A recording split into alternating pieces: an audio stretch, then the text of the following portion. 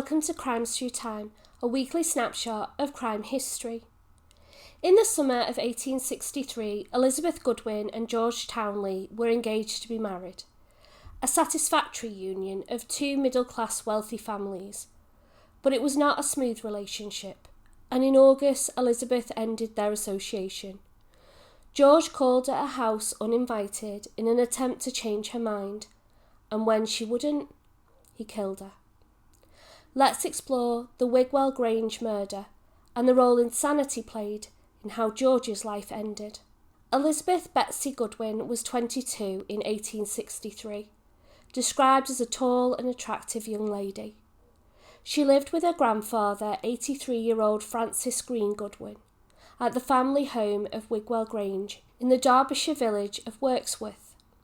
He was a much-loved member of the community and was locally known as Captain Goodwin. The family were middle-class and wealthy and were looking for similar in a partner for Elizabeth. During an extended stay with her uncle near Manchester, she met George Victor Townley. He lived with his parents in Hendon Vale. His father was a General Commissions agent involved in shipping and marine insurance.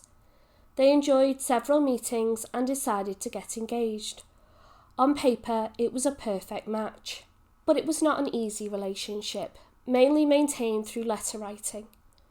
Elizabeth ended the engagement in May 1863, but he was able to talk her round and she agreed to continue.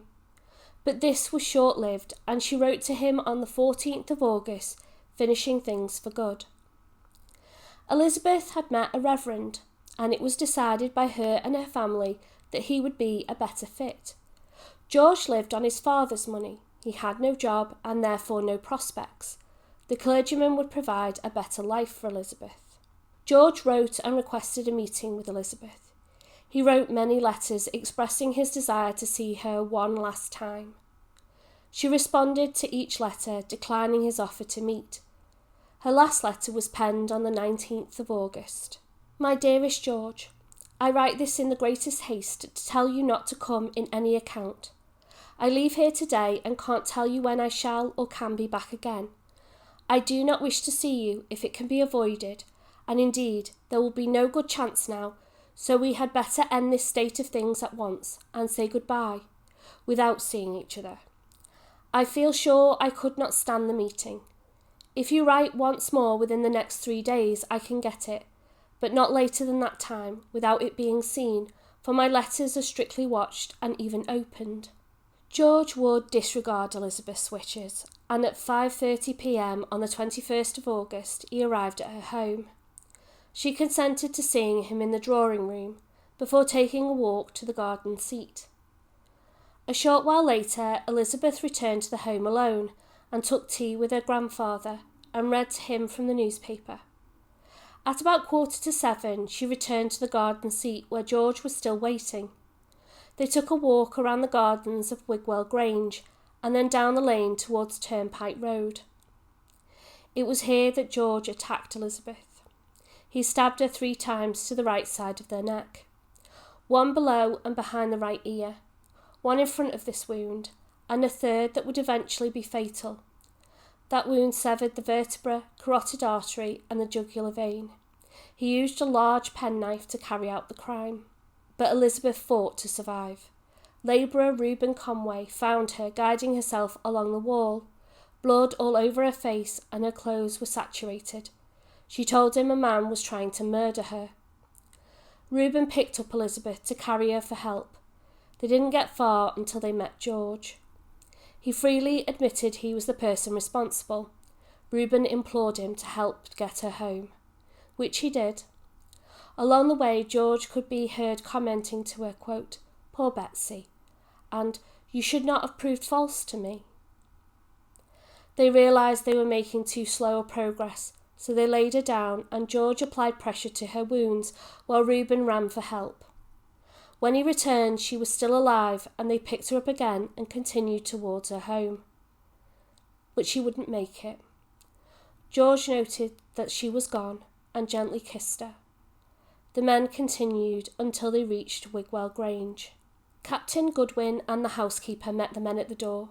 Confused, he asked what had happened to his granddaughter, George admitted that he had murdered her, explaining his motives. Quote, "The woman who deceived me shall die.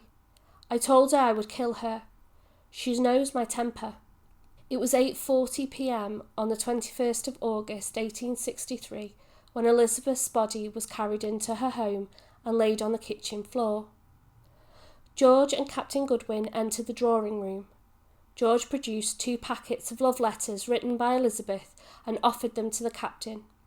He said he would be free to read them, but he would prefer if he burnt them, so that they couldn't be read in court and damage Elizabeth's reputation. The police were contacted and told of the murder.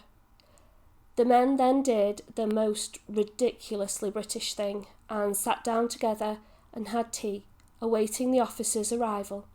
Police Constable Charles Parnham arrived at 10 p.m, finding the men still sitting together drinking tea. George immediately surrendered himself and was taken to Old Lockup in Wirksworth. Parnham's account of events was, quote, "I then cautioned him as to what he said and asked him if he was aware of the nature of the charge he was giving himself up for. He said, 'Quite so. I will go with you quietly, only let me see her first.' I then asked prisoner what he had done with the instrument or knife he had committed the deed with. He took the knife out of his pocket and gave it to me. It was closed, wet with blood. I then took him into the kitchen, and he looked steadfastly at the body, but he did not speak. On the road to the lock-up, he said, 'I am far more happy now I have done it, and I trust she is.' His trial would take place at Derby Assizes some months later. Mr. Stephen represented George. He put forward a defence of insanity. George did not agree and actively fought against the idea that he was insane. His family offered evidence from his maternal side of the family to prove that he wasn't of sound mind. The prosecution argued that since the insanity was not in his close family, it should be ignored. The jury took just 6 minutes to find him guilty of murder, dismissing the idea that he was insane. The judge, Baron Martin, passed a sentence of death against George. However, he did acknowledge concern about George's sanity since the crime. He wrote to the Home Secretary, Sir George Grey, to request a stay until a review of his mental state could be carried out. This was granted.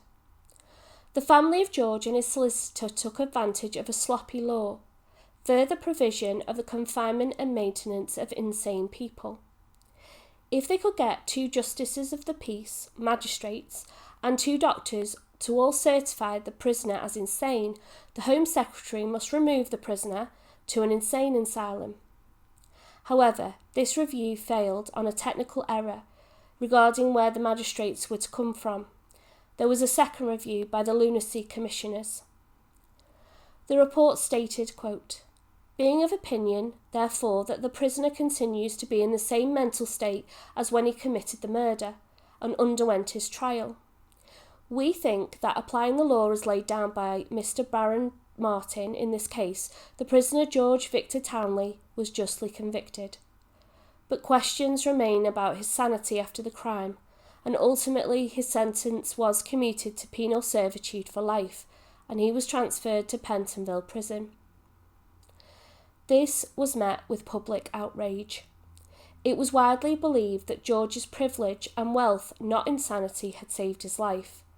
His case was compared to that of Samuel Wright, a poor man who had hanged for the murder of his wife, despite a much stronger case for insanity. But George's, quote, kinder sentence wouldn't last long. On the 12th of February 1865, he was returning to his cell after church when he jumped over the staircase railing, plunging onto the stone floor of the central hall, 24 feet below. He passed away at 8:20 p.m. in the prison infirmary of a fractured skull. Coincidentally, just 2 days prior to George's suicide, on Friday the 10th of February 1865, Captain Goodwin passed away, aged 86. Thank you for watching. Please like and subscribe and let me know what you think of this case in the comments below. If you would like more exclusive content from me, please consider joining my Patreon for an extra video a month.